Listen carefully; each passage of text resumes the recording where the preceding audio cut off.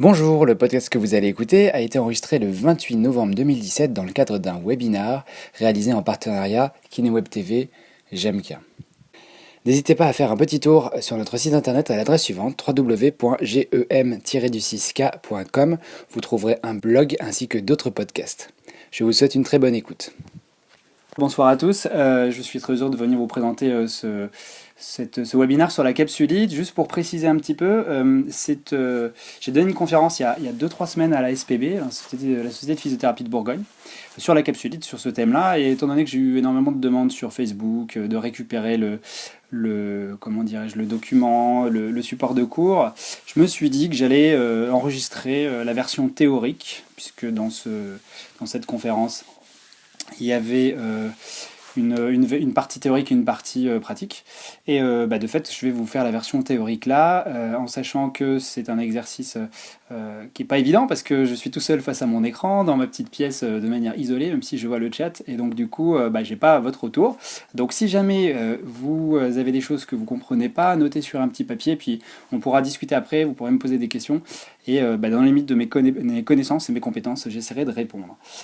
Tant que j'y pense, si j'oublie, si vous souhaitez par la suite me contacter, vous pouvez le faire via mon adresse email que je suis en train d'écrire sur la zone de chat, donc loubière.gmail.com.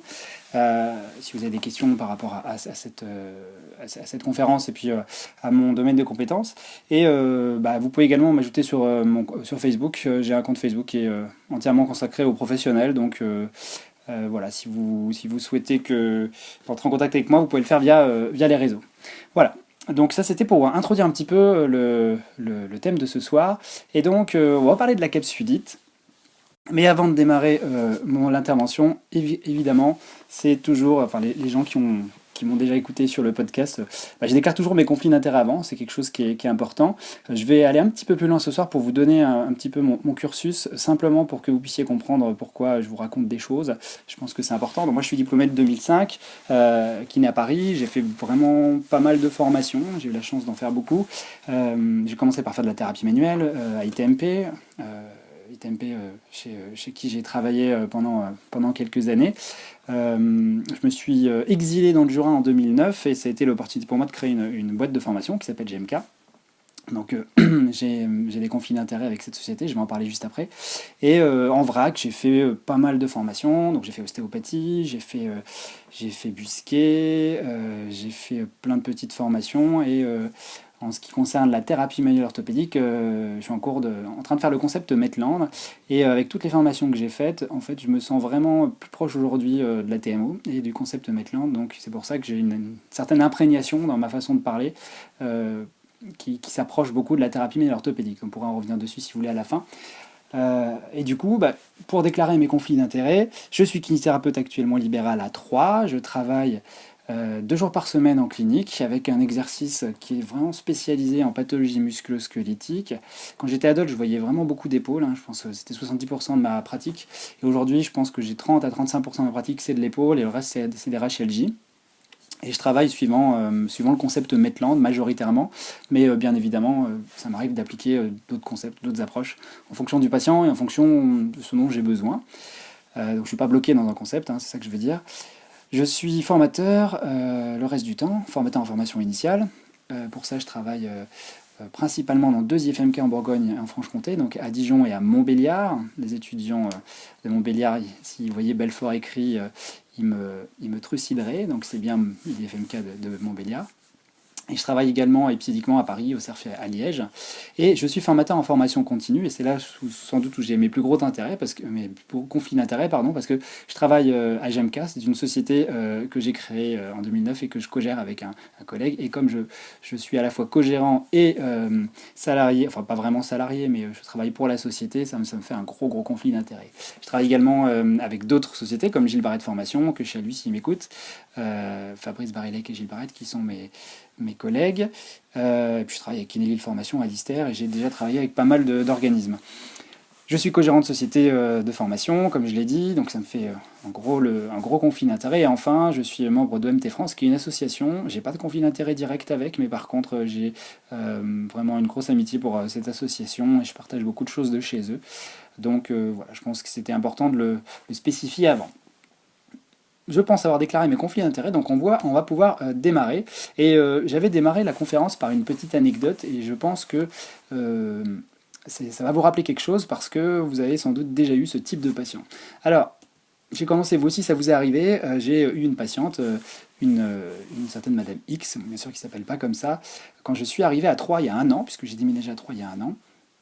C'est une patiente pardon, d'une cinquantaine d'années. Elle est coiffeuse à domicile, puis elle vient me voir pour des douleurs d'épaule. euh, Parce qu'elle doit se faire opérer d'une acromioplastie.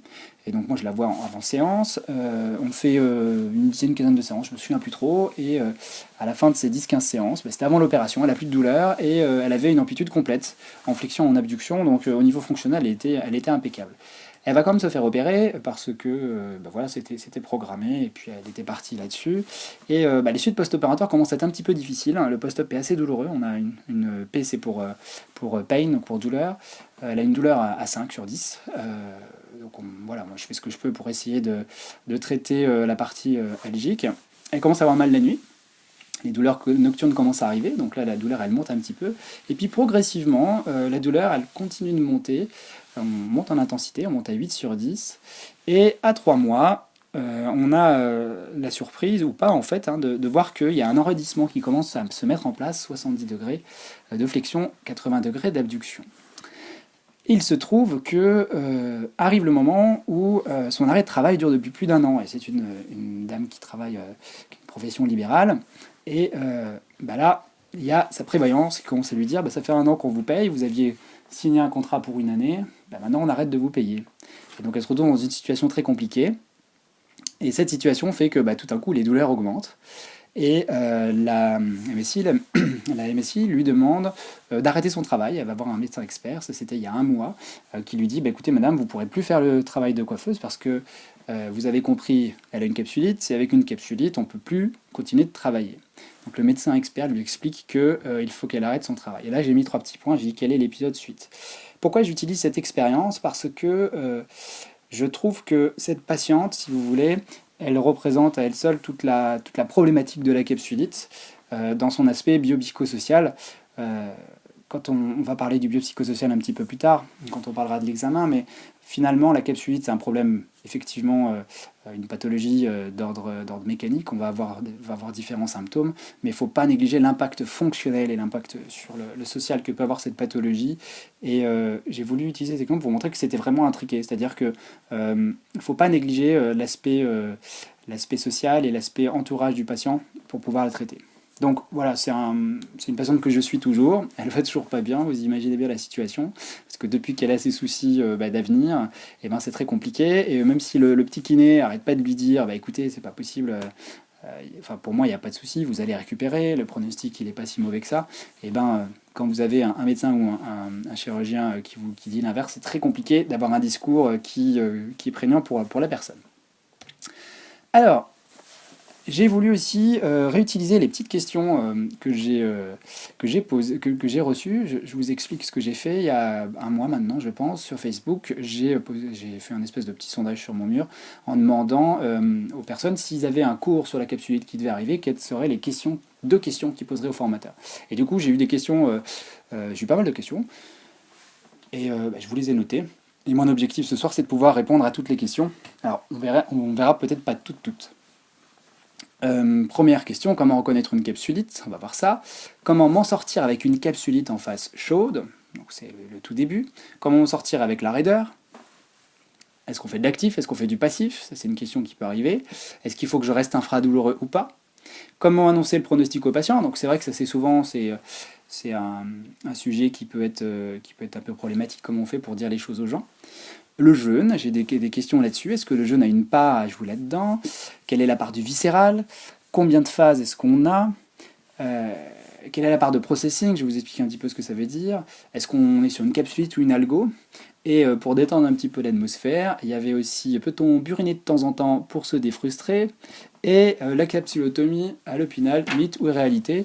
Donc là, je remercie Quentin pour ces questions-là qui sont tout à fait pertinentes, parce que c'est vrai que des fois on a envie de se taper la tête contre les murs parce que ça avance pas et c'est très compliqué quand les soins durent longtemps. Donc, ma mission ce soir, c'est essayer de répondre à toutes ces questions, et puis éventuellement aux questions que vous aurez après à me poser. Voilà, n'hésitez pas, parce que j'aime beaucoup les questions, je trouve que ça fait avancer tout le monde, moi y compris, donc c'est intéressant. Puis si j'ai pas la réponse, j'irai la chercher, voilà, en espérant la trouver. Donc voici le plan de la conférence. Alors j'ai mis conférence, mais bon, c'est webinaire bien sûr, puisque j'ai réutilisé la plupart des diapos que j'ai utilisés il y a 2-3 semaines. On va commencer par vraiment un rappel succinct d'anatomie, parce que va falloir poser quelques éléments. On va avoir un préalable. Ensuite, on va discuter de la définition d'une capsulite. Qu'est-ce que c'est? Qu'est-ce qui retourne de cette définition? On parlera de la physiopathologie, assez rapidement aussi, parce qu'il y a beaucoup de choses sur l'histologie. Donc voilà, vous aurez les diapos après. Vous pourrez mettre pause quand vous voulez au niveau de la vidéo, je pense, pour pouvoir aller chercher les références. On parlera un petit peu de l'examen clinique du patient qui a une capsulite, et on verra qu'il y a des éléments qu'on va aller chercher de manière plus précise chez ces patients-là. Ensuite, je vous parlerai des recommandations dans la littérature, qu'est-ce qu'on nous dit. Et enfin, il y aura un diapo sur qu'est-ce qu'on fait concrètement, la partie traitement. Et bon, j'ai laissé la partie pratique, la phase froide, que je ne vous présenterai pas, puisque ça va être compliqué de vous présenter de la pratique ici. Voilà, donc on démarre sur l'anatomie. Si jamais voilà, il y a des questions, quoi que ce soit, ou vraiment vous entendez pas, ou je parle trop vite, eh ben vous me toquez sur le chat, et puis j'essaierai de ralentir. Alors, au niveau de l'anatomie, on parle de la ceinture scapulaire, bien évidemment, puisqu'il faut envisager ces pathologies de capsulite avec l'ensemble de la ceinture scapulaire. Pourquoi? Parce que les mouvements se font avec plein d'articulations différentes. Même si ce soir on va parler surtout de l'articulation glénomérale ou scapulo-humérale, il ne faut pas oublier qu'il y a tout un ensemble d'articulations qui vont fonctionner. De mémoire, il me semble que j'avais fait un cours sur l'anatomie de l'épaule, sur lequel il y a quelques petites choses qu'il faudrait revoir, mais voilà, vous aurez, si vous voulez un petit peu plus regarder, sur le site de KineWeb TV, vous aurez plus de détails sur cette partie anatomie. Bien sûr, il y a des ligaments. Pourquoi je vous parle des ligaments? Parce que dans la capsulite rétractile, on peut avoir des remaniements ligamentaires qu'on va retrouver. Donc il y a tout un tas de ligaments autour de l'épaule. Et puis évidemment, il y a tout un tas de bourses séreuses et de muscles. Pourquoi je vous parle de ça? Pour deux raisons. La première, c'est qu'on peut confondre une capsulite avec un problème tendineux. Une tendinite, par exemple, de la coiffe des rotateurs, une calcification tendineuse. Et puis, pareil, on a les bourses séreuses qui peuvent s'épaissir, qui peuvent être victimes d'inflammation. Voilà, ça c'est une autre vue de la coiffe des rotateurs, une vue supérieure. Et cette diapositive pour rappeler qu'on a des nerfs aussi. Et pourquoi je parle des nerfs? Parce que dans les diagnostics différentiels d'un syndrome capsulite, on aura toutes les pathologies, tous les syndromes canalaires, toutes les pathologies qui peuvent être en lien avec les cervicales par exemple. Donc c'est important de les évoquer auparavant. Alors un petit préalable sur ces douleurs d'épaule, je voulais juste repréciser ça dans comment s'organisent les capsulites. Alors ça, c'est une classification qu'on avait utilisée avec Frédéric Srour, Christian Dumontier et Gilles Barretz dans un article de l'EMC qui est paru en 2013. Comment on peut s'en sortir pour classer ces pathologies d'épaule? Alors c'est simple, il y a deux composantes, il y a la douleur et la mobilité. Et dans la mobilité, on peut avoir des épaules qui sont souples, qui sont raides ou qui sont instables. Et donc ce qui nous intéresse ici, la capsulite rétractile, on va la ranger dans la famille des épaules douloureuses et des épaules raides. Je vous ai remis, pareil, une petite information sur les épaules conflictuelles, juste pour préciser où on en est aujourd'hui. Aujourd'hui, on ne les appelle plus tellement comme ça, on les appelle les douleurs d'épaule liées à la coiffe des rotateurs. C'est issu d'un article de Jeremy Lewis de 2016. Pourquoi on les appelle comme ça? Parce qu'on s'est rendu compte qu'on n'avait pas de moyens cliniques fiables pour évaluer, en tout cas pour pouvoir dire qu'une structure crée le problème. C'est-à-dire que là où ça a beaucoup changé par rapport à il y a quelques temps, on n'a pas de corrélation entre les ruptures, les atteintes de coiffe, la douleur et la fonction. Donc dans la mesure où on ne sait pas exactement quelle est la partie qui va causer problème, on utilise un espèce de terme général pour dire que c'est une douleur d'épaule qui est liée à la coiffe des rotateurs. On ne va pas forcément préciser quelle est la structure touchée, quelle est la quantité de lésions, est-ce que c'est plutôt une bursite, une tendinite, une tendinopathie, une calcification, etc. La plupart des gens ont une douleur antérieure et latérale, ils ont un arc douloureux, ça c'est un élément clinique qui est vraiment pertinent. La douleur peut être diffuse ou précise, c'est variable. Est-ce que ça vaut le coup de refaire des tests des conflits et des tests tendineux? Là-dessus, les auteurs ne sont pas forcément d'accord. Et je mets toujours attention à l'imagerie, mais ça c'est finalement assez généralisable à toutes les pathologies, toutes les atteintes. On ne se fie pas à une imagerie pour soigner un patient. Ce qui compte surtout, c'est la réponse clinique, comment le patient répond en fonction de ce qu'on va traiter et ce qu'on va évaluer. C'est la clinique qui va toujours primer sur l'imagerie. Et attention à nos croyances, parce que au niveau de ce qu'on pense nous-mêmes, ça va forcément influencer la réponse. Voilà. Donc je vois le chat qui me perturbe un petit peu. Voilà. Je vais passer. Donc quelle est l'origine? On ne sait pas trop aujourd'hui. Alors, je passe à la définition de la capsulite. Mais avant ça, on va parler un petit peu historique. 1872, donc Duplay décrit le terme périarthrite scapulo-humérale. On est sur des patients qui vont présenter une douleur d'épaule. Alors au début, on pense que c'est une inflammation de la bourse osséreuse, et avec les progrès de l'imagerie, on se rend compte qu'il y a des calcifications. Pendant longtemps, on pense que ces douleurs d'épaule viennent des calcifications.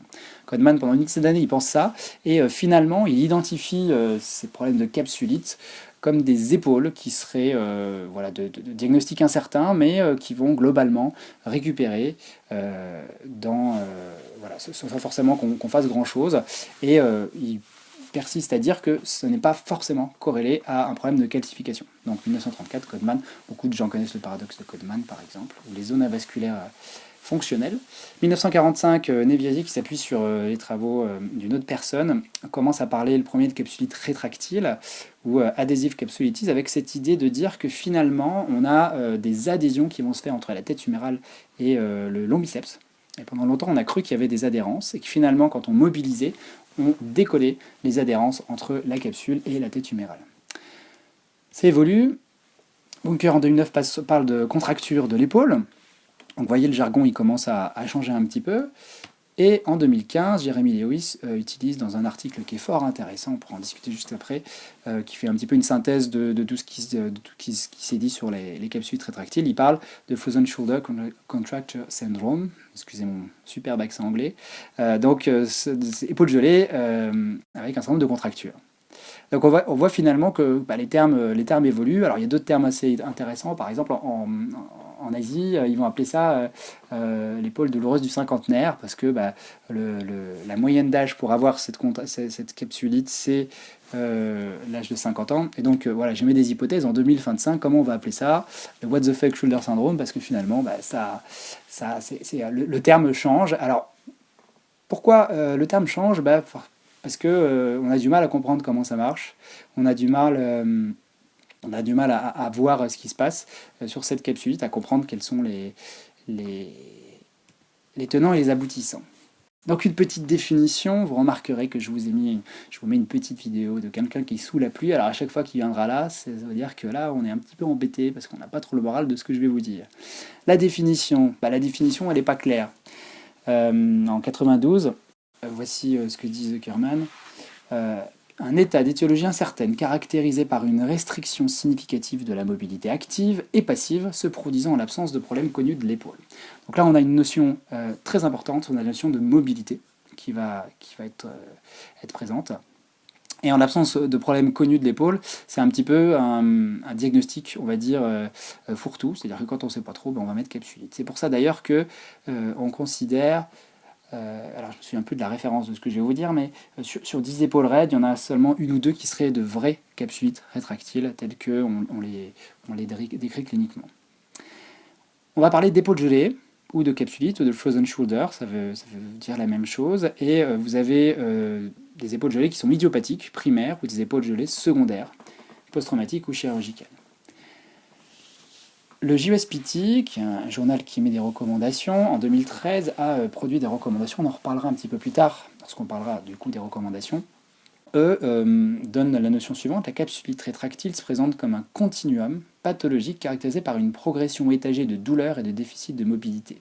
On va encore retrouver ces deux notions de douleur et de déficit de mobilité qui vont finalement nous aider à déterminer l'étape, la phase où se trouve le patient, et qui vont caractériser finalement cet état de capsulite. Et il y a la notion de continuum pathologique, sous-entendu on va passer par différentes étapes dans cette pathologie. On a le développement graduel et progressif de la douleur et de la perte de mouvement actif et passif de l'épaule en élévation et en rotation. Donc là, on a une notion encore d'amplitude, et cette amplitude, ce qui est caractéristique dans la capsulite, c'est qu'elle va être souvent dans toutes les directions, que ce soit en actif et en passif. On va dire que l'actif souvent va être problématique dans les pathologies en relation avec la coiffe des rotateurs, mais là on a en plus quelque chose de passif qui s'installe. Alors ça c'est une classification qui vient d'un bouquin de Rockwood qui s'appelle The Shoulder, qui est un bouquin qui est vraiment intéressant. C'est un espèce de gros pavé, mais bon, je dirais pas que c'est la Bible, mais pas loin, de l'épaule. Et dans ce bouquin, ils ont ce petit, je sais pas comment on appelle ça, cette petite figure sur l'épaule raide. Et dans l'épaule raide, vous avez les raideurs acquises et l'épaule gelée. Et cette épaule gelée, elle peut être idiopathique, elle peut être secondaire. Et j'ai utilisé ensuite cette haute classification, qui est plus récente, qui date de 2011, Zuckerman, et lui qui va nous décrire finalement l'épaule gelée de deux façons. Soit on a une épaule gelée qui est d'origine idiopathique, on ne sait pas d'où elle vient, soit elle est secondaire. Elle peut être secondaire à trois choses. À des facteurs intrinsèques, donc des facteurs, des éléments qui proviennent de la coiffe, des rotateurs, donc par exemple des tendinopathies, des syndromes de conflit, des tendinites, des ténosynovites du biceps ou des calcifications. On peut avoir des facteurs extrinsèques, ça va être tout ce qui va être, par exemple, que je vous donne un exemple, des chirurgies suite à des cancers du sein, des radiculalgies, etc. Et puis systémiques, avec des gens qui vont avoir des pathologies comme le diabète ou des pathologies cardiaques, par exemple, ou hormonales. Donc l'idée, c'est que votre capsulite, elle peut être primaire ou secondaire. À noter tout de même que les capsulites secondaires, le côté systémique peut être intéressant, parce que quand un patient va faire une capsulite, ça peut valoir le coup quand même de regarder s'il n'est pas diabétique, ou s'il n'a pas un truc comme ça, une pathologie systémique associée, ce qui peut dans certains cas nous faire repérer ce type de pathologie. Donc on voit que déjà au niveau de la survenue, ça peut finalement venir avec quelque chose qui précède ou quelque chose qui ne précède pas. On a des patients qui font des capsulites et on ne trouve pas d'explication, de cause en tout cas, qui ait provoqué cette capsulite. Quelques éléments d'épidémiologie. On considère que l'incidence est de 2 à 5% de la population, avec un pic entre 40 et 60 ans. Souvenez-vous de ce que je vous ai dit par rapport à l'épaule du cinquantenaire en Asie. 70% de femmes, 20 à 30% développeront le même problème de l'autre côté. Maintenant, ces chiffres-là sont cités depuis des années, et Lewis reprend justement en 2016, il explique que c'est probablement pas ces chiffres-là, parce que 2 à 5%, ça fait quand même beaucoup dans la population. On considère que plutôt l'incidence serait du côté de 0,75. Il y a d'autres études qui ont été faites dans les pays nordiques qui sont même moins que ça. Et finalement, on pourrait dire aussi que les hommes sont autant touchés que les femmes. Ça, c'est quelque chose qui reste vrai. Et par contre, c'est vrai que on peut faire une capsulite de l'autre côté. Donc moi, des fois, j'ai la question, est-ce qu'on va faire est-ce que maintenant que j'ai fait une capsulite sur le bras droit, ça risque de toucher mon côté gauche? Là, on est bien embêté parce qu'il faut botter un petit peu en touche. Forcément, ça donne pas le moral aux gens. Si on leur dit, ça risque de reprendre de l'autre côté, ça peut avoir un effet plutôt même nocebo. Donc, il faut faire attention à ce qu'on dit. Il y a des facteurs prédisposants, bien sûr. L'âge, bien évidemment, on a plus de chances de tomber dans une zone de 40-60 ans. Le fait d'être diabétique, ça augmente. Les problèmes d'hypothyroïdie, donc on retrouve oui et non des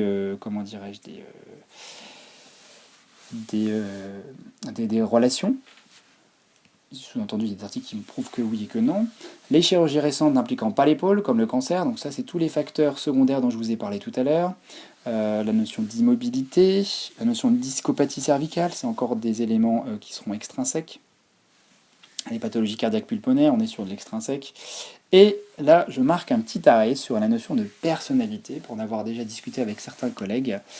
Moi, je suis vraiment pas un grand fan de la stigmatisation de la personnalité des gens qui ont une capsule rétractile. On entend un petit peu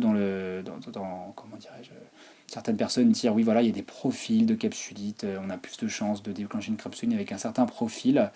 Ce qui me paraît quand même évident, c'est que la peur, l'appréhension, le catastrophisme, l'anxiété ne facilitent pas les choses en ce qui concerne le développement d'une douleur de sensibilisation centrale. Maintenant, quand on a une capsulite, qu'on a mal jour et nuit, et que ça fait des semaines qu'on a mal, je connais pas beaucoup de monde qui pèterait le feu, qui serait super content et qui se lèverait le matin en étant de bonne humeur et en n'étant pas déprimé. Et moi je repense à la patiente dont je vous parlais tout à l'heure, là. Quand vous voulez que cette dame elle soit heureuse, finalement, Est-ce que quand on se dit il y a un profil capsulite, est-ce qu'on se dit pas ils sont comme ça parce qu'ils ont mal, parce qu'ils sont pas bien, parce qu'ils ont des douleurs. Donc c'est très controversé aujourd'hui et moi je pense à titre personnel qu'il faut faire attention.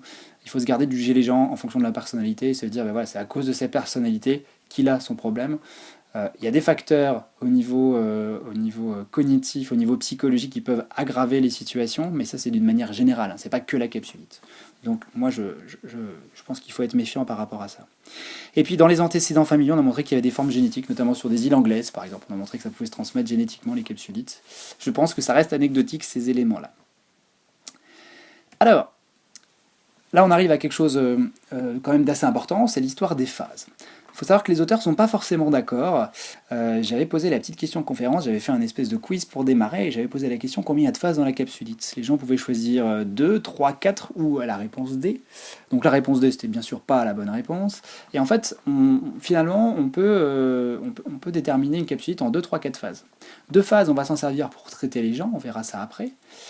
3 phases, c'est ce qui est classiquement décrit, il y a des gens qui décrivent en 4 phases. Donc 3 phases. Freezing, frozen and thawing, ça veut dire congélation, congelé et dégivrage, décongélation. Et donc en fait, ça traduit assez bien finalement ce qui va se passer. On a une première phase, une phase chaude, inflammatoire, dans laquelle on va avoir une douleur qui est très importante et pas forcément de raideur. L'épaule reste souple, mais souvent on ne peut pas aller chercher l'amplitude parce que les patients ont trop mal. Il va y avoir des troubles trophiques qui peuvent être présents. Et cette phase, en moyenne, elle dure de 2,5 à 9 mois. On a la phase de raideur, où l'enraidissement va s'installer et le patient présente toujours des douleurs. Les troubles trophiques vont un petit peu diminuer, la raideur s'installe progressivement, et puis cette phase dure entre 4 et 12 mois. Et enfin, on a la phase de récupération, dans laquelle on n'a plus de raideur, on va dire spontanée, plus de douleur spontanée, plus de douleur nocturne. Maintenant, on a une raideur qui est installée, et c'est la phase qui dure en général le plus longtemps, parce que ça prend du temps pour tout récupérer. Plus la phase de raideur est longue, en termes de durée, plus la phase de récupération sera longue. Donc on voit que finalement, dans la fourchette basse, les gens peuvent s'en sortir en 6 mois, tout récupérer. Et puis on a certaines personnes, ça dure 7 à 10 ans. Donc on voit que finalement, les gens, ils sont un peu dans une courbe de Gauss, si vous voulez, avec un temps moyen qui est autour d'une trentaine de mois. Et avec des extrêmes de gens qui vont récupérer très vite et d'autres qui vont mettre beaucoup de temps, voire pas récupérer du tout. Mais ça reste quand même une minorité à mon sens. Pareil, là vous pourrez mettre une pause si vous voulez sur cette diapositive. Il s'agit des 4 stades de Néviazé. Cette diapositive, je l'aime beaucoup, en tout cas ce schéma, je l'aime beaucoup, qui est un article de 2010 parce qu'il reprend différents éléments qui sont les symptômes, les signes, les éléments qu'on a à l'arthroscopie et les éléments qu'on a à la biopsie. Donc là vous avez tout et on remarque qu'il sépare en 4 phases, mais on respecte à peu près les mêmes phases. Vous avez dans la première étape, le premier stade, une douleur à l'insertion du deltoïde avec une douleur nocturne. Ensuite, on arrive sur une douleur sévère nocturne, un petit peu de raideur. Ensuite, le stade 3, c'est une raideur profonde avec une douleur seulement à la fin de l'amplitude. Et puis, à la fin, la douleur est minimale et la raideur est profonde, est importante. Et donc, il y a différents éléments de ce tableau que vous pouvez, je pense, vous pourrez consulter plus tard. Voilà. Donc voilà pour ce qui est de la définition. Je pense que vous avez compris qu'il y avait plusieurs étapes, plusieurs phases, que très souvent il y avait cette dualité entre la douleur et la mobilité qui va nous suivre tout au long de ce webinaire, puisque quand on va parler de l'examen clinique et du traitement, on va revenir assez souvent sur ces notions-là. Parlons un peu de physiopathologie. Alors, dans mes recherches que j'ai faites, je ne suis pas retourné sur PubMed depuis 2 semaines du coup pour vérifier s'il y avait de nouvelles choses qui sont sorties. Donc s'il y a des choses encore plus récentes, je ne les ai pas eues. Mais j'ai trouvé cet article-là qui reprend la biologie moléculaire, pas la biologie moléculaire, tout ce qui est l'aspect histologique des patients qui présentent des épaules gelées. Et donc, ce que je vous explique là, c'est à la fois issu de l'article et à la fois issu de différents articles que j'ai lus. On retrouve en physiopathologie une analogie à la maladie de Dupuytren. Parfois, on a même les 2 symptômes qui sont associés, donc une espèce d'image qui est que finalement les 2 choses se ressemblent. On va avoir un épaississement, une fibrose de l'intervalle des rotateurs. Vous savez, c'est la zone qu'on va retrouver entre le subscapulaire et le supraépineux. C'est la zone supérieure qui est, certains disent que c'est une zone de faiblesse. Et vous avez le biceps qui va être à proximité. Donc à cet endroit-là, on va avoir des épaississements, des fibroses qui vont se faire. On a une réduction de liquide intra-articulaire de l'ordre de 3 à 5 cc de mémoire. Vous avez une rétraction de la capsule qui va s'installer avec une inflammation, et puis il y a certains auteurs qui ne trouvent pas d'inflammation de la capsule. Certains vont vous dire, comme j'expliquais en introduction au niveau anatomique, vous avez une rétraction, une fibrose des ligaments, notamment le ligament coracoméral qui est juste au-dessus de l'articulation, avec une prolifération du collagène de type 3. Vous avez une prolifération des fibroblastes, des myoblastes, une néovascularisation qui va s'installer notamment dans l'intervalle des rotateurs. Et cette néovascularisation explique que certains outils, appareils peuvent fonctionner, comme la diathermie à onde courte. Ça c'est Lewis qui parle en 2015 dans son article là, peut-être d'une piste de recherche intéressante sur une bactérie, Propionibacterium acnes, je ne sais pas si ça se dit comme ça, mais qui pourrait être intéressant et qui pourrait expliquer pourquoi on a des capsulites. Alors, est-ce que ça ouvrirait la voie à un traitement antibiotique de la capsulite pour éviter la pathologie? Je ne sais pas. Et puis, il y a toujours cette histoire de synovite bicipitale avec ses adhérences. J'en ai déjà parlé dans l'intervalle des rotateurs, mais pendant longtemps, on a pensé que la capsulite était due à des adhérences de cette synovite bicipitale. Alors, le pronostic. Alors là, les auteurs ne sont pas toujours d'accord. En 75, Reeves, il rapporte une durée de récupération de 1 à 3,5 années. 92, Schiffer suggère qu'il persiste des gènes après 7 ans. Miller en 87 suggère que l'épaule reste fonctionnelle et indolore dans les activités de la vie quotidienne. Et Hans, c'est celui qui est le plus pessimiste. Lui, il dit qu'on conserve des séquelles 20 ans après. 41% présentent des symptômes sévères à modérés. Et ce que je vous disais tout à l'heure, Lewis, il conclut que finalement les patients se trouvent dans une courbe de Gauss avec une moyenne à 2-3 ans. Et donc on a des gens qui sont à l'extrême avant et à l'extrême inverse. Quand on me pose la question sur le pronostic, moi, avec les patients, ce que j'essaie de leur dire souvent, c'est que je leur dis que le pronostic est globalement bon, puisque la plupart des gens vont récupérer. Ce qu'on ne sait pas, c'est le délai.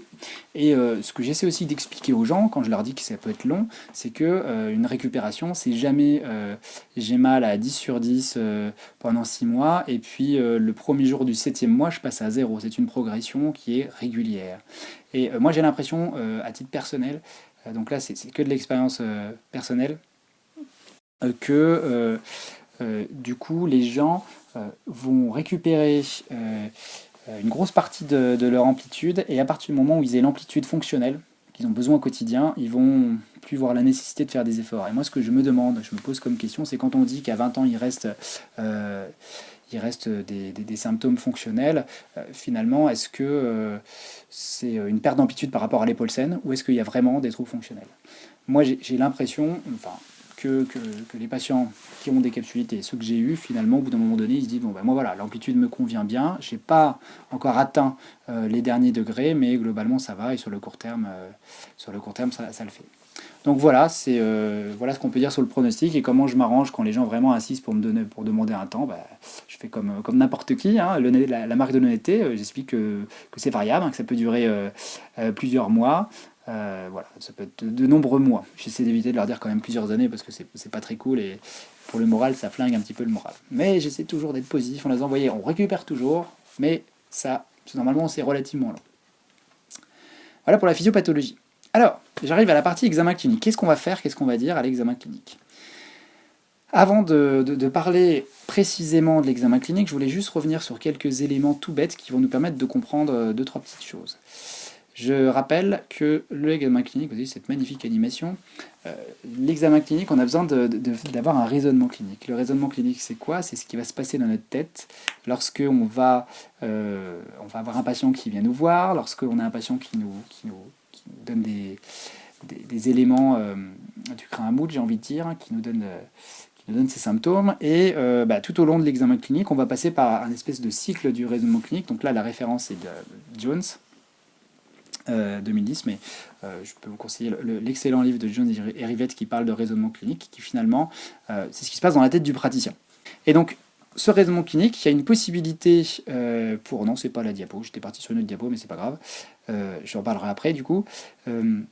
J'ai remis cette diapo qui est très importante pour moi, le côté biopsychosocial. Quand on traite quelqu'un, on ne va pas regarder juste ce qu'on appelle le bio, c'est-à-dire la pathologie, la santé, on va dire physique, mais également tout ce qui va être le psychologique, c'est-à-dire comment la personne est vraiment de manière très réductrice dans sa tête. quelles sont ses stratégies de comportement, comment ils sont morales, est-ce qu'il y a des croyances, du cognitif, etc. Et puis il y a l'aspect social qui est très important, l'aspect social avec la famille, le travail, voilà, la vie sociale. Et donc un traitement, c'est évidemment les trois choses, c'est pas que du biomédical, et je vais revenir sur l'exemple que je vous ai dit en introduction. Si votre patient au niveau social, il est dans une situation difficile, il est isolé, il n'est pas soutenu, et si en plus il est fragile psychologiquement, c'est très compliqué de le voir progresser. Donc finalement, les trois choses sont intriquées, et nous, on a un rôle, évidemment, on a le rôle de s'intéresser un petit peu à tous ces éléments, en sachant que bien sûr on n'est pas psychologue et on n'est pas assistant social non plus, donc il faut faire au mieux pour se retrouver dans tout ça.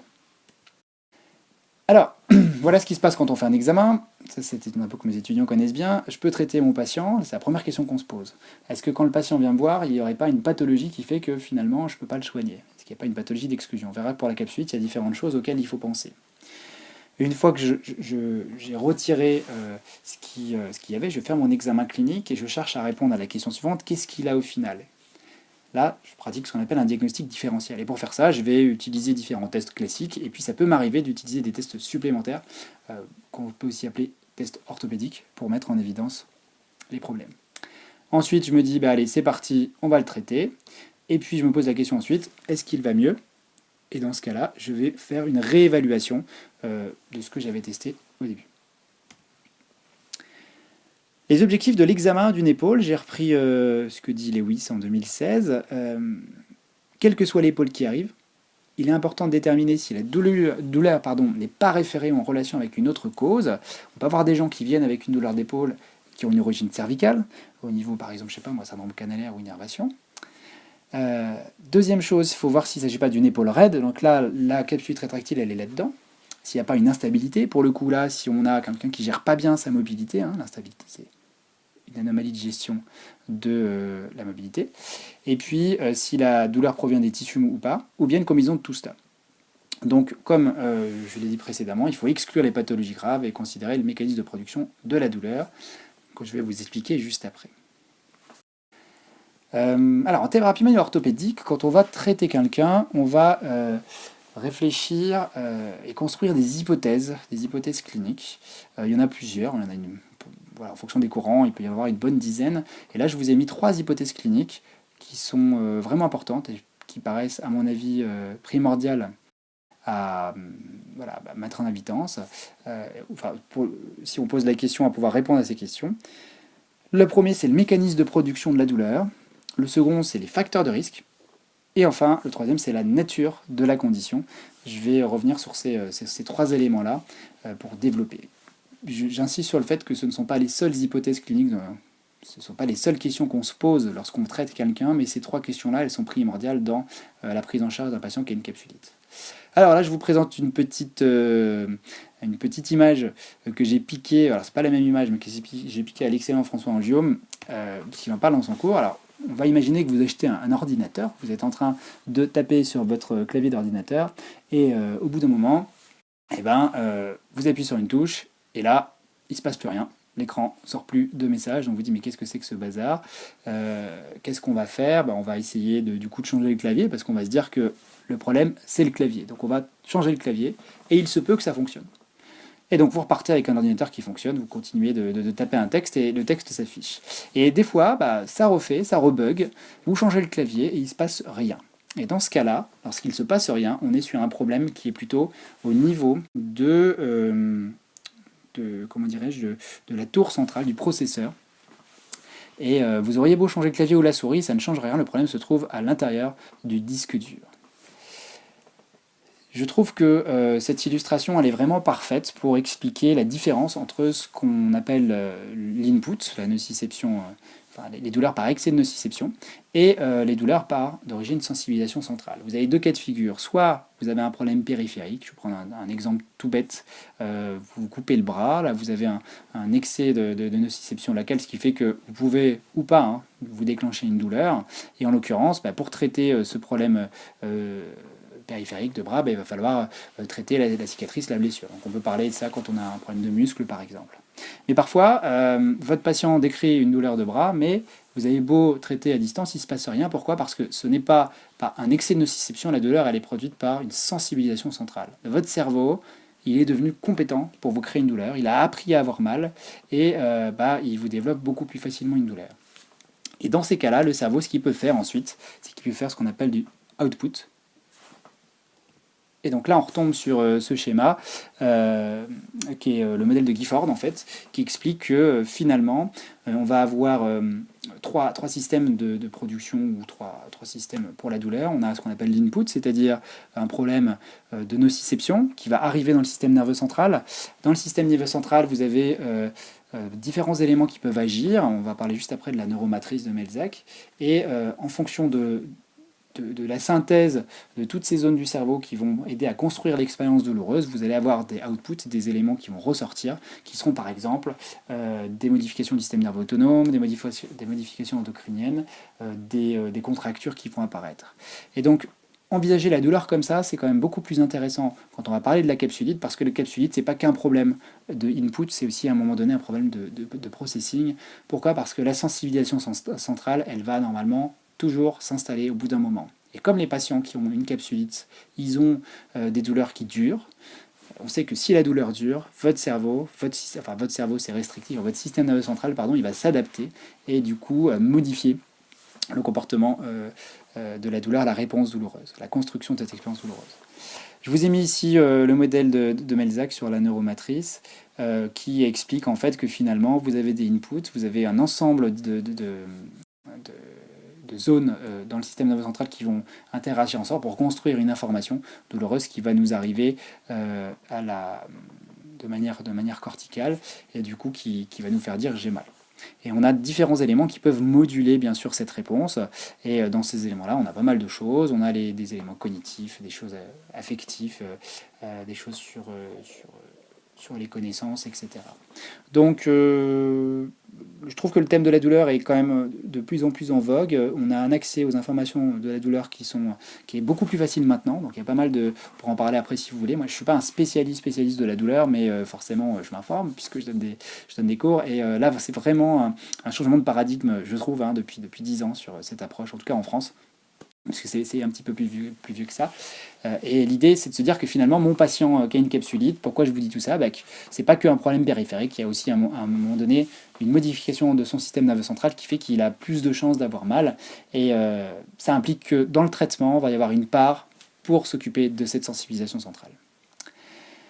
Deuxième élément qui me paraît primordial, c'est les facteurs de risque. Et donc là, je vous ai remis des diapositives. J'ai déjà parlé de ça dans un podcast sur le blog de GMK, sur le système des drapeaux. Donc je vais passer assez vite, étant donné que j'en ai déjà parlé, juste pour expliquer que rapidement, vous avez différentes couleurs de drapeaux. Un petit hommage au Bioman, grand fan de Bioman devant l'éternel. Donc on a un système de drapeaux avec deux premiers drapeaux, les drapeaux rouges et les drapeaux oranges, qui sont en fait des drapeaux d'exclusion. D'un côté, on a le diagnostic d'exclusion avec des signes qui vont être, je sais pas moi, par exemple, le patient vient vous voir, il vomit du sang et puis il s'évanouit, ça c'est des signes d'exclusion. Et puis après, on a des drapeaux oranges avec les pathologies psychiatriques. Vous arrivez dans la salle d'attente, vous avez un patient, une patiente qui se tape la tête contre les murs, on se dit, oulala, il y a un souci, donc ça c'est de l'exclusion, on s'en occupe pas. Et puis après, il y a tout un tas de choses qui peuvent influencer le pronostic. Plus on va en avoir, et plus ça va être compliqué en termes de résultats, en termes de pronostic. On appelle ça les facteurs de risque. Et donc il y a plusieurs facteurs de risque. Vous avez des facteurs de risque individuels, on appelle ça les drapeaux jaunes. Là, il va y avoir principalement trois problèmes. Le facteur psychologique, exemple la dépression. Le facteur cognitif, exemple les croyances, la connaissance sur la pathologie. Et enfin, le troisième, les facteurs risques comportementaux, comment votre patient se positionne par rapport à son problème. Est-ce qu'il est plutôt, il va de l'avant, est-ce qu'il se bat un petit peu pour progresser. Et puis vous avez des facteurs de risque liés au travail, liés à l'activité professionnelle, et puis liés à tout le contexte. Je pense à un patient du début, là, on a des facteurs, des drapeaux bleus, des drapeaux noirs qui sont quand même assez importants. Comment on évalue ces facteurs de risque? C'est encore une diapo que j'ai réutilisé d'une intervention que j'avais déjà faite. Il y a des questions clés qui sont écrites ici. Qu'est-ce qui, selon vous, a causé le problème? Que pensez-vous qui va arriver maintenant? Comment faites-vous face à votre problème? C'est les stratégies de coping. Quand pensez-vous reprendre votre travail et qu'est-ce qui pourrait, selon vous, être fait au travail pour améliorer la situation? Donc c'est autant de questions qui vont nous permettre d'investiguer ces systèmes de drapeaux. Voilà. Et enfin, troisième point qui est primordial, la nature de la condition. Quand vous avez, alors ça c'est relatif, je trouve que c'est, enfin il me semble que c'est très maitlandiste dans l'approche. On va couper en deux un petit peu un rectangle et d'un côté on va avoir ce qu'on appelle le pain dominant, donc un patient qui vient avec un profil de douleur dominante, et de l'autre côté on va avoir un patient qui va venir avec un profil résistant. Et ces deux patients sont très différents et finalement votre patient qui a une épaule gelée ou une capsulite, il va se retrouver au début dans la douleur dominante et ensuite dans la résistance dominante. Et en fait, finalement, entre ces deux étapes-là, c'est pas le même patient et c'est pas le même traitement qu'on va mettre en place. Ça n'a rien à voir en termes de prise en charge. Parce que le patient qui est douleur dominant, on va respecter sa douleur, alors que le patient résistant dominant, eh ben, on va avoir le droit, je dirais même le devoir, d'aller le chercher. Tout le problème, c'est lorsque le patient va se retrouver au milieu ici, qu'est-ce qu'on fait? Parce que si on y va trop fort, on risque de le refaire basculer dans la douleur, et donc il faut bien réfléchir à ce qu'on fait. Donc on a trois notions qui me paraissent du coup vraiment primordiales, comme j'ai expliqué. La première, c'est la notion de mécanisme de production de la douleur, et que ce soit clair, c'est très différent de la source de la douleur, parce que dans une capsulite, la source de la douleur, bien évidemment, c'est la capsule, et le mécanisme de production, c'est comment la douleur elle est produite, et donc on a dans ce cas-là de l'input et du processing, ou de la sensibilisation centrale. Ensuite, on a les facteurs de risque, et pour finir, on a la nature de la condition. Et ces trois éléments-là, ces trois hypothèses-là, ce sont des questions auxquelles il faut pouvoir répondre à la fin de l'examen clinique pour mettre en place son traitement. C'est ça qui va nous faire choisir tel ou tel traitement. Donc dans la première partie de l'examen, on a parlé d'exclusion, les grands classiques, les grandes pathologies qu'on va retrouver, qu'il faut exclure et qui peuvent nous faire nous tromper lorsqu'on a une capsulite. Les fractures, bien sûr, les luxations postérieures, qui sont des pathologies assez paradoxalement, qui peuvent passer inaperçues. On va avoir un déficit de rotation latérale qui peut passer inaperçu. On peut confondre ça avec une capsulite. Les ostéosarcomes, les problèmes d'inflammation, comme la pseudo-polyarthrite rhizomélique. On a des infections aussi qui vont se présenter, mais souvent on aura d'autres signes, comme la fièvre, une articulation qui sera gonflée. On a les différentes pathologies viscérales qui peuvent déclencher des douleurs projetées, comme par exemple l'infarctus du myocarde. On a les nécroses, les pathologies neurologiques, bien sûr qui seraient d'origine cervicale, comme je sais pas moi, les névralgies ou les TOS. Et puis les omarthroses majeures entre parenthèses, qui peuvent aussi déclencher, ou en tout cas produire les mêmes signes cliniques qu'une capsulite. Alors je mets exclusion. Exclusion, c'est toujours pareil. Si le diagnostic est posé, c'est pas une exclusion. Maintenant, si c'est vous qui avez un doute et que vous dites oulala, ça sent la fracture, ça sent l'infection, c'est une exclusion. Et il faut bien sûr référer le patient à son médecin traitant pour éviter de faire des bêtises et se protéger et protéger le patient par rapport à son pronostic. Alors le diagnostic, comment on diagnostique ça? Eh ben, on aurait bien aimé que ce soit facile, mais c'est pas facile. Il n'y a pas de gold standard pour diagnostiquer la capsulite. Et le diagnostic, il est basé sur principalement trois choses. Un examen clinique, donc on va s'orienter sur la notion de douleur et de mobilité, on va voir ça. L'exclusion d'autres pathologies. Souvent, ça peut être un diagnostic d'élimination. Et enfin, une radiographie qui, normalement, sera normale. Peut-être, sauf l'ostéopénie et la calcification. On peut considérer qu'il peut y avoir une coexistence entre la calcification et la capsulite. L'idée, c'est qu'on va avoir un patient qui va avoir une restriction progressive des différents mouvements. Alors, je reprends une étude qui est parue en 2009. Qu'est-ce qu'ils ont fait dans cette étude? C'est une étude Delphi. Donc, on va prendre les avis de différents experts. Je crois de mémoire que c'était en Australie et en Nouvelle-Zélande. Et il y a une forte composante Alors j'ai une question de Thierry. Cher Thierry, je te réponds tout à l'heure. Repose-moi la question. On a des critères qui ont été retenus par des experts, du coup. Et on leur a posé des questions. On leur a donné, je ne sais plus de mémoire, 35 critères. On leur a dit pour vous, quels sont le ou les critères qui définissent le plus la capsulite. Et voilà les critères qui sont ressortis. Alors... la notion de douleur nocturne qui revient systématiquement, puisqu'on est sur des pathologies qui peuvent être inflammatoires, donc avec une douleur à horaire inflammatoire. La douleur augmentée de façon notable lors des mouvements rapides et non préparés, c'est quelque chose que moi je retrouve relativement souvent. C'est vous dire, voilà, j'ai voulu rattraper quelque chose, je me suis fait mal à l'épaule. Difficile de se coucher sur le côté douloureux, en fait ça c'est classique des pathologies d'épaule. Le patient rapporte que la douleur est augmentée au mouvement, encore une fois classique des pathologies de la coiffe des rotateurs par exemple. La pathologie survient chez les patients de plus de 35 ans. À l'examen, il y a une perte globale des amplitudes actives et passives. Par contre, ce point-là, il n'est pas systématique dans toutes les pathologies d'épaule. À l'examen, les limitations d'amplitude sont dans toutes les directions. Ça, pareil, c'est quand même assez caractéristique. Et le dernier truc, il y a une diminution de la rotation externe coude au corps inférieure à 30 degrés et c'est douloureux. Donc là, je vous ai remis, c'est le même auteur, mais en 2014, qui a rajouté ça. Donc voilà les différents signes. Finalement, on peut retrouver ça dans d'autres pathologies d'épaule. C'est pour ça que c'est pas simple. Le diagnostic n'est pas évident. Vous avez le petit tableau. Vous pouvez faire un petit arrêt sur image pour voilà, quand vous regarderez le replay. Alors je dis pour tout le monde, il y aura effectivement un replay parce qu'il y en a plusieurs qui posent la question. Que nous dit le USPT en 2013 sur ce diagnostic? La perte de mouvement passif dans plusieurs plans, particulièrement la rotation externe avec coude au corps, donc c'est la RE1, et dans différents degrés d'abduction d'épaule, est un élément significatif pour être utilisé pour guider le plan de traitement. Il nous dit aussi qu'il faut être attentif aux problèmes de diabète sucré et aux troubles thyroïdiens. C'est pour toutes les causes dites secondaires et systémiques. Et enfin, la prévalence entre 40 et 65 ans chez les femmes et d'antécédents de capsules contralatérales. On a dit précédemment que finalement, ce n'était pas plus les femmes. Par contre, la moyenne d'âge était importante. Et pour ce qui est d'une capsulite contralatérale, on a chez 20 à 30% des gens un risque de développer une capsulite de l'autre côté. Alors, qu'est-ce que je fais dans mon examen clinique? La même chose que n'importe quel kiné. Je vais poser des questions, je vais aller chercher le motif de consultation, l'histoire de la maladie, essayer de comprendre s'il y a une histoire spontanée ou traumatique, aller chercher les antécédents, notamment des antécédents de capsulite, demander une douleur. Le PP, ça veut dire present pain, quelle est la douleur au moment où on se parle, et pouvoir répondre à toutes ces questions, où, quand, comment, combien, pourquoi, comportement de la douleur, ça c'est très important. Comportement de la douleur, c'est essayer de voir avec le patient s'il a tendance à s'améliorer, à stagner, à régresser. Ça, ce sont des choses qui peuvent être importantes pour voir dans quelle étape il est. Bien sûr, toutes les questions de base sur le mode de vie, les hobbies, l'état civil, tout ça, en fait, c'est pour déterminer l'impact fonctionnel du trouble. Est-ce que son problème de capsulite le handicape beaucoup dans sa vie et finalement un impact sur son côté social? C'est la base d'une pathologie. On a plusieurs questionnaires fonctionnels qui sont utilisés dans les études. On peut utiliser différentes choses, donc le DASH, le Quick DASH, qui sont des questionnaires fonctionnels sur la mobilité, etc. Le SPADI, qui est beaucoup utilisé dans les études. Et ensuite, je vais virer ma souris.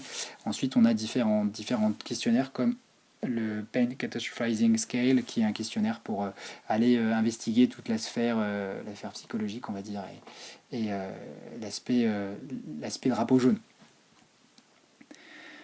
En ce qui concerne la suite de l'examen, tout le monde, la plupart des gens feront une observation. On observe la situation du rachis. Simplement, juste pour repréciser quelque chose, quelqu'un qui a une syphose thoracique et qui n'a pas de problème, maintenant je pense que c'est suffisamment rentré dans la connaissance. En tout cas, c'est assez connu de dire qu'on ne peut pas dire, en voyant quelqu'un qui est syphosé, qu'il va un jour avoir mal quelque part. C'est pas possible d'anticiper ça. Pour autant, si j'ai un problème d'épaule ou un problème de cervicale, en l'occurrence, la syphose thoracique, ce sera un facteur aggravant pour le problème.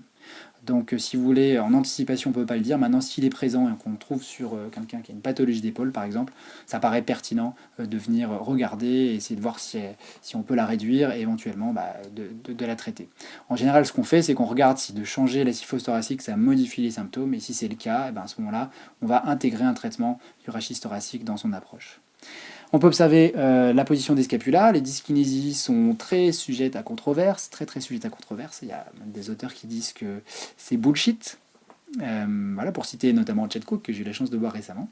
Et il y a différents cycles. Le truck sign, vous savez, c'est lorsque vous avez le moyen d'épaule qui monte lors de l'abduction. Et là, on a deux chiffres, la sensibilité et la spécificité. On voit que c'est assez sensible, 0,94, ce qui signifie que si ça n'est pas présent, on peut exclure avec une relativement bonne confiance un problème d'épaule. C'est-à-dire, si votre moyen d'épaule ne s'élève pas, vous pouvez vous dire que peut-être que le problème, la douleur d'épaule, elle vient plutôt d'ailleurs, des cervicales, etc. Donc je vous ai mis quelques photos sur les dyskinésies. La photo de droite, c'est un track sign qui est un petit peu exagéré. J'ai un collègue qui a joué le jeu et peut-être qu'il exagère un petit peu dans l'amplitude. Donc voilà, ce sont des exemples de dyskinésie. L'observation n'est pas forcément reproductible et ce qui compte surtout dans les dyskinésies, c'est voir si en changeant la position de la scapula, on peut modifier la clinique. On évalue les amplitudes, donc on va évaluer les amplitudes dans toutes les possibilités. Et alors les rotations, c'est intéressant d'aller les chercher coude au corps, en flexion et en abduction. Pourquoi? Parce qu'en fonction Donc comment va se positionner votre bras par rapport voilà, à la flexion ou l'abduction, vous allez être tiré sur différentes parties de la capsule. On va évaluer bien sûr les mouvements accessoires de l'épaule, de toutes les articulations. Les examens neurologiques, à quoi ils servent dans le cadre de la capsulite? Il y a 3 raisons. La première, c'est pour exclure une pathologie, donc du coup finalement pour comment on pourrait dire, pour faire une espèce d'examen différentiel. Deuxièmement, pour différencier, bon finalement les 2 premiers éléments, ça veut un peu dire la même chose, hein. Vous avez compris, je vais évaluer éventuellement mon rachis cervical pour voir si ma douleur d'épaule ne provient pas du rachis cervical. Et enfin, les examens neurologiques, ça permet également d'évaluer la progression. Alors en fonction des courants, il y en a qui disent que c'est des marqueurs, d'autres des astérisques, d'autres que c'est des signes comparables ou concordants. L'idée, c'est que le fait d'utiliser des tests neurodynamiques, on voit sur la photo, là, l'image c'est Butler, qui présente un ULNT, est-ce que j'ai la référence? Voilà. Un ULNT, donc un test de mise en tension, en l'occurrence là du nerf médian, et ça me permet aussi de voir la progression des patients. Donc les examens neurologiques, on va dire en première intention, ils sont obligatoires, pour moi, à mon sens, ne serait-ce pour exclure et différencier. Donc voilà, on a fait un petit peu le tour de l'examen clinique. À la fin de l'examen clinique, il faut être capable de répondre à la question quel est le mécanisme de production de la douleur et quelle est la nature du patient. Est-ce qu'il est plutôt dans une partie qui est dite irritable? Est-ce qu'il est sévère irritable? Ou est-ce que de l'autre côté, il est plutôt à une tendance à être résistant, ou un patient qu'on va devoir aller titiller, amener dans les derniers degrés d'amplitude pour pouvoir le traiter? On arrive aux recommandations, et donc là, qu'est-ce qu'on nous dit sur le traitement? Il n'est pas facile, il est long, il y a peu de consensus, et Lewis nous dit quand même en 2016 qu'on ne peut pas dire aujourd'hui que la kinésithérapie ne sert à rien, parce qu'il y a certains discours qui s'appuient sur des études qui ne sont pas forcément bien menées, qui disent que finalement la capsulite, on n'y touche pas, ça récupère tout seul, avec cette image que finalement il y a 3 étapes, et l'étape de décongélation, l'étape finale, finalement le patient n'a pas besoin de nous. C'est pas le cas de tous les patients. Et puis un truc qui est tout bête, c'est que la qualité de vie des patients, en ce qui concerne la douleur, en ce qui concerne la progression, les kinés, je pense qu'ils ont un rôle à jouer là-dessus.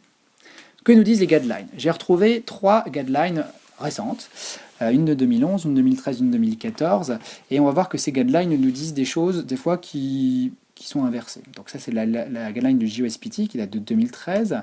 Ça, c'est la Cochrane, c'est la plus récente, de 2014. Et ça, c'en est une autre en char, qui a été faite en 2013. Si je ne me trompe pas. 2011, pardon, c'est la plus ancienne. Donc on va commencer par celle en char 2011. Alors, c'est une synthèse, hein. Forcément, c'est pas exhaustif, et c'est ce que j'ai compris de ces synthèses. Là, c'est moi qui ai fait les traductions. Alors, la physiothérapie ambulatoire. Le terme physiothérapie ici, ça a à voir avec la kinésithérapie, hein, parce que vous savez que dans les autres pays du monde, on est les physiothérapeutes ou les physical thérapeutes. La physiothérapie ambulatoire, avec mobilisation passive associée au programme d'exercice maison, est recommandée. Donc on donne des exercices maison aux patients et on fait des mobilisations. On dit qu'il vaut mieux utiliser des hauts grades plutôt que des bas grades. Je vous expliquerai après ce que c'est. Pour la faire très courte, les hauts grades, ce sont des amplitudes, enfin des mobilisations qui vont se faire dans la résistance. Il n'y a pas de recommandation entre les hauts grades et les mobilization with movement en phase RAID. Mobilization with movement, c'est Mulligan, donc en fait on va faire des glissés articulaires sur des mouvements. Le fait d'ajouter SWD, c'est Shortwave Diathermy, donc la diathermie onde courte, est probablement recommandée en phase RAID, et il n'est pas recommandé d'utiliser des packs chauds dans la phase RAID. Voilà ce qu'on nous dit. Vous avez à chaque fois les lettres qui vous donnent la force de la preuve. Utiliser des injections stéroïdes intra-articulaires plutôt que la physiothérapie dans les 2 phases en première intention. Une combinaison de physiothérapie, donc de kiné, avec mobilisation passive et d'anti-inflammatoires non-stéroïdiens est préférable à des anti-inflammatoires non-stéroïdiens seuls dans les 2 stades. Donc là on nous dit la kiné, on est utile. Et puis une combinaison de kiné, donc de physiothérapie et infiltration est recommandée. Donc en char est quand même assez sympa avec les kinés.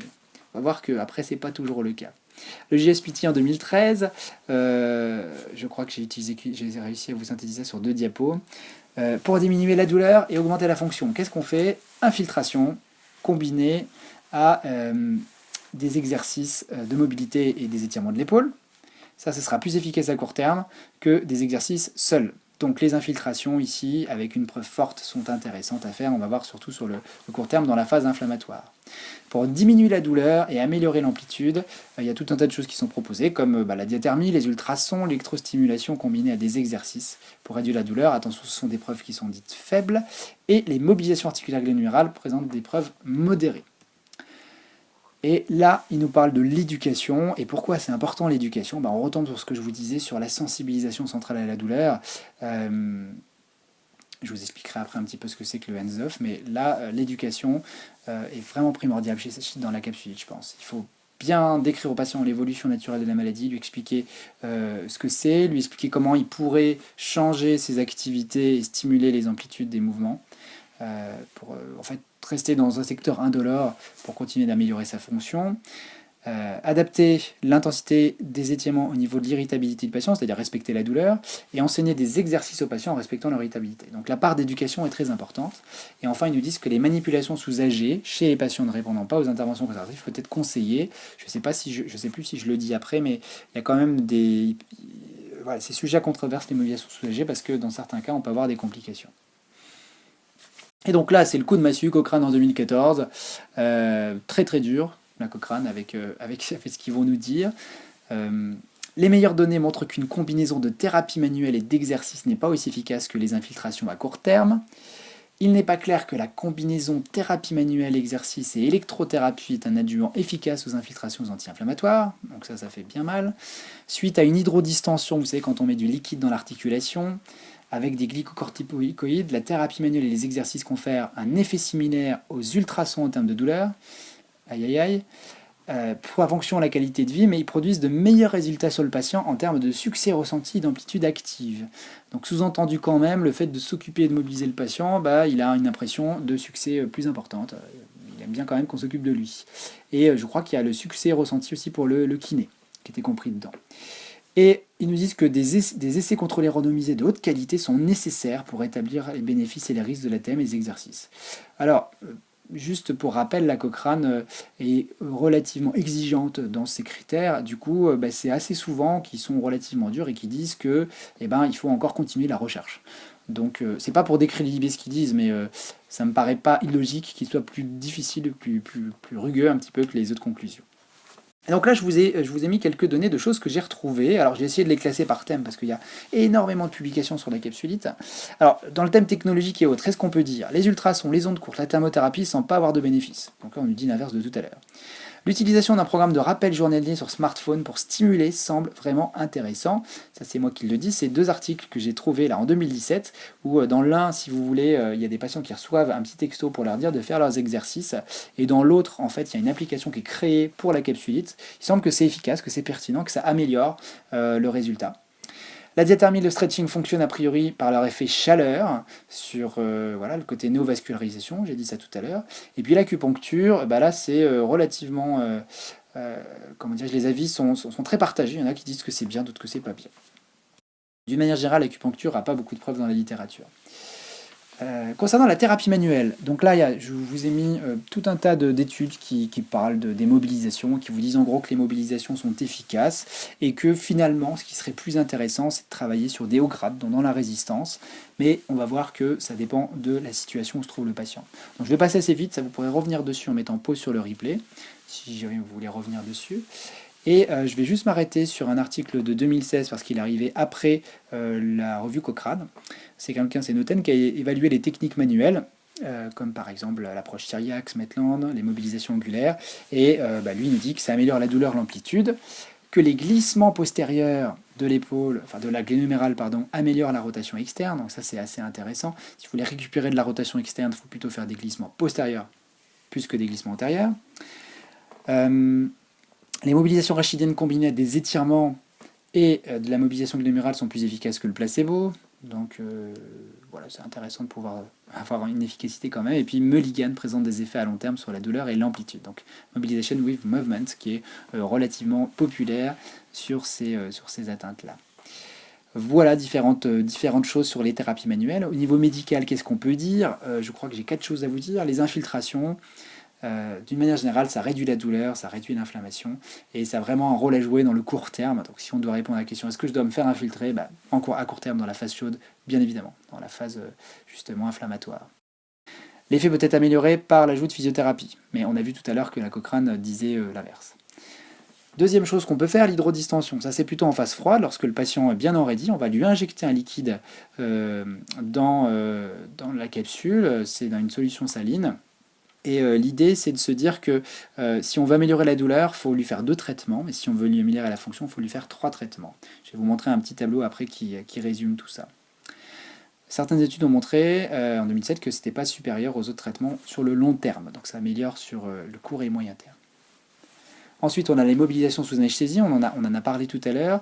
Il y a un risque important de complications diverses, et donc on va utiliser ça, je pense que vraiment pour les patients qui présentent le plus de risques. Et enfin, il y a la notion de libération chirurgicale, les études sont en cours dessus, et là c'est un petit peu le packaging, on va tout faire, on va faire une distension glénumérale, on va débrider la capsule, on va couper les ligaments, on va desserrer les adhérences, on va manipuler, on va mobiliser, infiltrer, etc.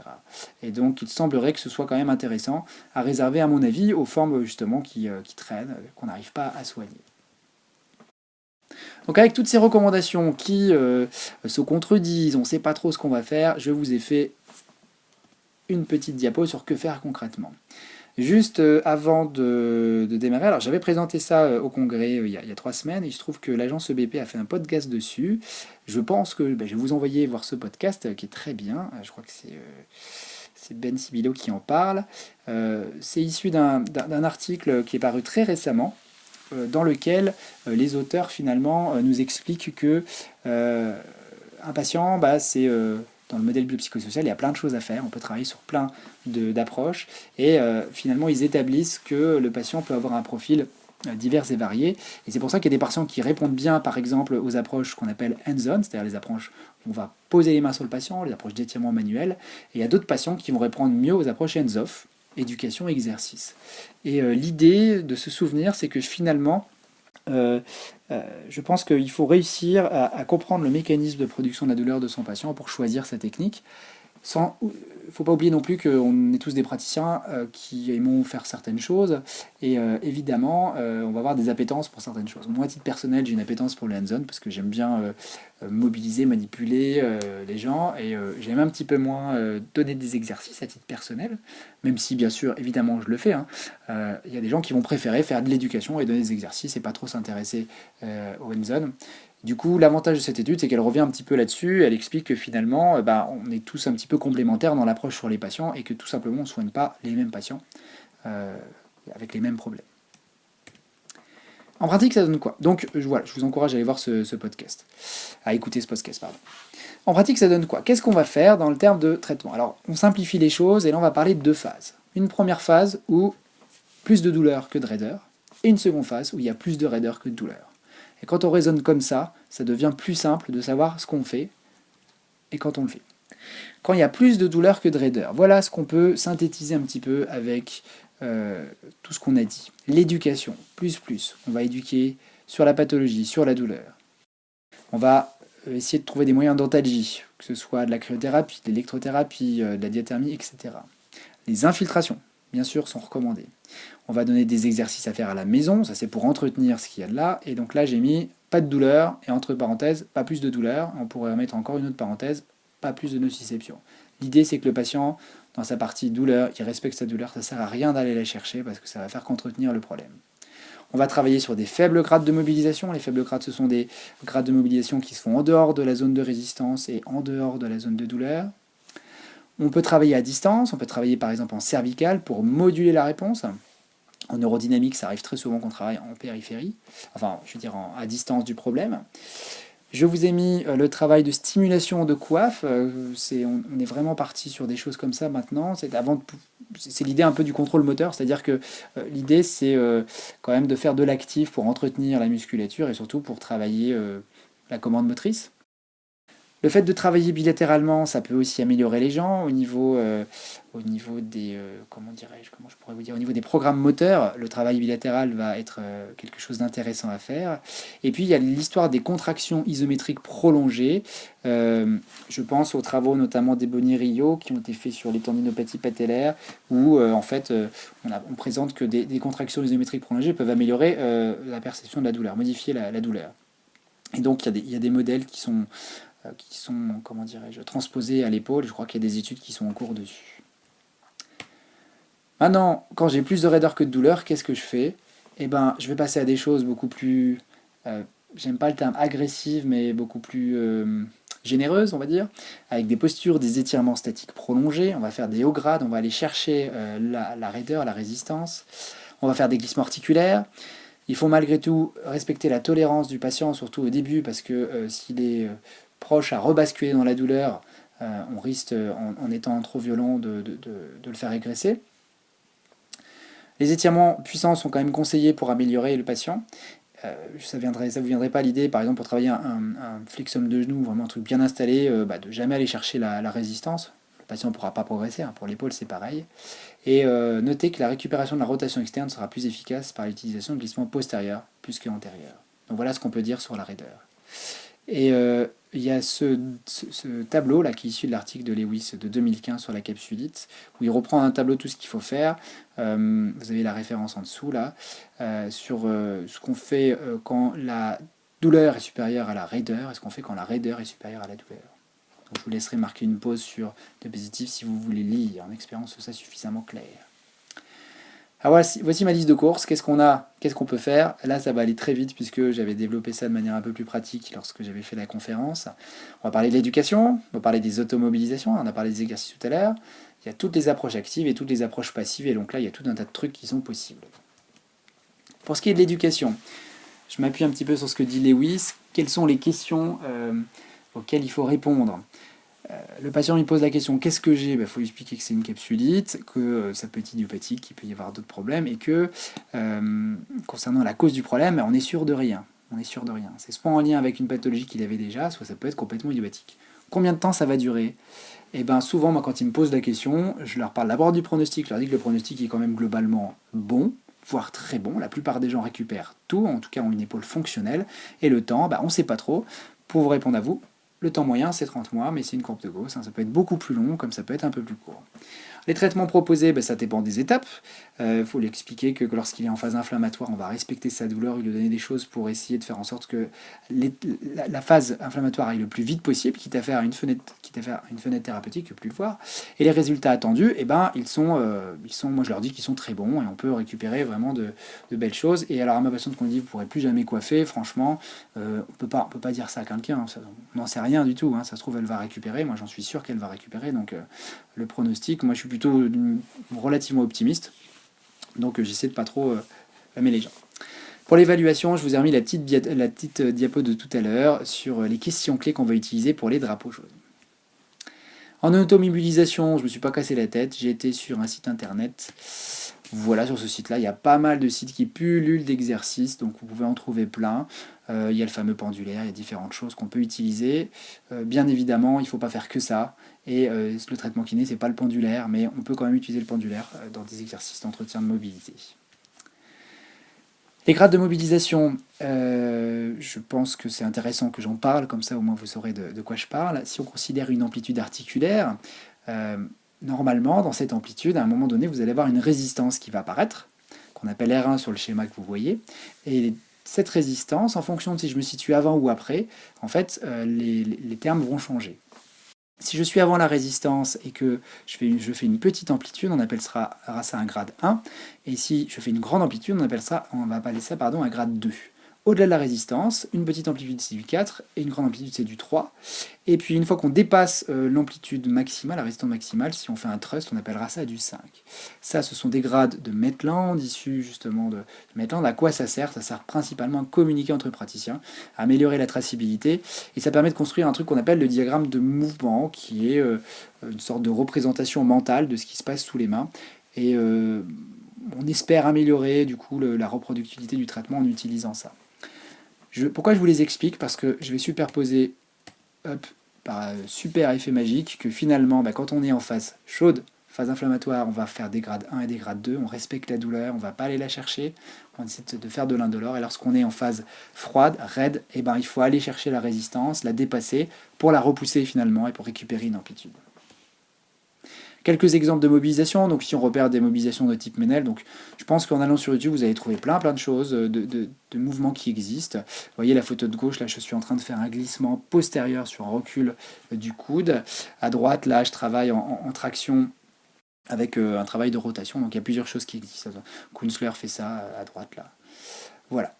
En ce qui concerne le travail musculaire, je vous ai mis quelques exemples de mouvements. L'idée, en fait, c'est d'essayer de faire un mouvement d'élévation au patient sans qu'il ait mal. Et on va mettre en place des stratégies pour ça. Par exemple, sur cet exercice-là, le wall squat, l'idée ici, c'est de demander une contraction de la coiffe préalable à l'élévation. Et on va s'aider du ballon dans le dos pour travailler sur la syphose thoracique associée. L'objectif de ces mouvements, c'est de faire un mouvement sans douleur.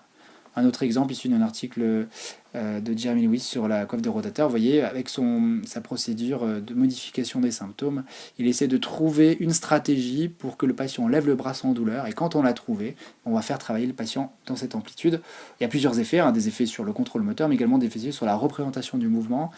Si vous voulez, vous allez un petit peu transformer le schéma de mouvement, je pense au niveau du système nerveux central, en expliquant finalement au cerveau qu'on peut lever le bras en ayant moins de douleur. L'objectif ici, c'est un entretien. On n'est pas du tout dans un renforcement ou dans un travail d'endurance. On va entretenir la musculature disponible et maintenir la fonction. Autre exercice que j'ai trouvé très intéressant sur le blog d'Adam Meakins, de Sport Physio, vous pourrez aller voir. Lui, il travaille sa rotation externe en positionnant le patient sur le dos. Il lui met une haltère et il lui fait travailler la rotation externe avec de l'excentrique. Et pour l'avoir essayé, je trouve que c'est quand même vraiment intéressant. Donc c'est un travail de récupération de rotation externe avec une résistance excentrique. Je vous conseille d'aller lire cet article qui est intéressant. Voilà. Et donc j'avais fait une diapo du lundi, ce sera ma conclusion. Qu'est-ce qu'on peut garder de tout ça? Donc je vous ai mis quelqu'un qui sourit en opposition avec la même personne qui était sous la pluie tout à l'heure. Qu'est-ce qu'on peut dire sur cette diapo de conclusion? La pathologie, elle est mal définie, en 3 phases ou en 4. Le pronostic est bon, mais long, avec une moyenne de 30 mois. On a des modifications biologiques, on a vu en physiopathologie qu'il y avait plein de choses qui se modifiaient. Le diagnostic est difficile, il n'y a pas de gold standard. Ce qu'il faut noter dans les éléments importants, c'est que la douleur nocturne et la raideur sont présentes au départ. Et en ce qui concerne l'enraidissement, il va se faire dans toutes les amplitudes, en actif comme en passif, avec une réduction de la rotation externe cou de corps. Concernant le traitement, il y a 2 étapes. Si la douleur est supérieure à la raideur, P supérieur à R, ce qu'on va faire surtout, c'est de l'éducation, de l'antalgie et un autoprogramme, actif et passif. On respecte l'irritabilité, puis on va faire des petits grades pour respecter la douleur. On peut travailler à distance sur les cervicales et sur le rachis thoracique.